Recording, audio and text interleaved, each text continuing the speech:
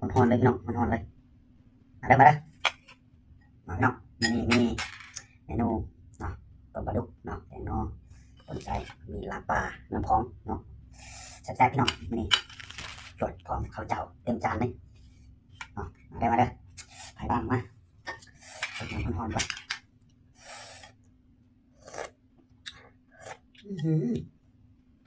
กัดเข้าไป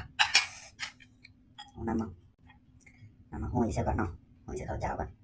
ตักน้ำแกงห้อยใส่มันจะมีรสชาติพี่น้องวิธีกินข้าวเจ้าแบบนี้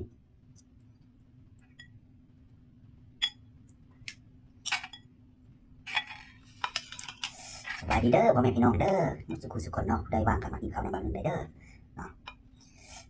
ก่อนจะเข้ามาก็อย่าลืมฝากกดไลค์กดแชร์ให้ได้เด้อพี่น้องเด้อเพื่อได้รับชมคลิปต่อๆไปเนาะเบาหนึ่งจิตจัดเนาะอยากกินยังคอมเมนต์มาเนาะอยากให้เบาหนึ่งกินยังนะคอมเมนต์มาเลยเนาะเบาหนึ่งจะจัดให้ต่อไปเนาะพี่น้องเนาะจัดไปพี่น้องไปดูกันแล้ว